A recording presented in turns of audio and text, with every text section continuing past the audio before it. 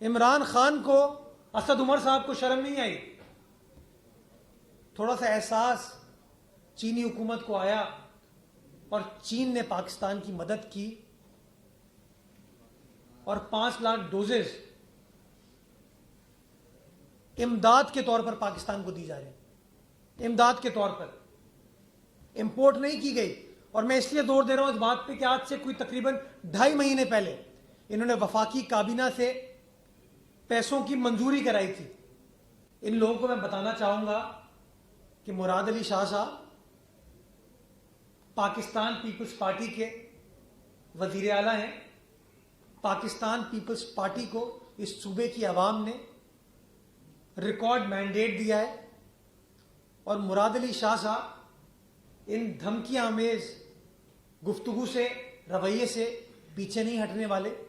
वो काम करते रहेंगे, आपकी गलत पॉलिसीज को एक्सपोज करते रहेंगे। और जो लोग पीटीआई की आड़ में चाइना कटिंग के लिए मशहूर है, लैंड ग्रैबिंग के लिए मशहूर है, वो ये समझ लें कि जिस तरीके से लाहौर सियालकोट में कार्रवाई होती है उस तरीके से अब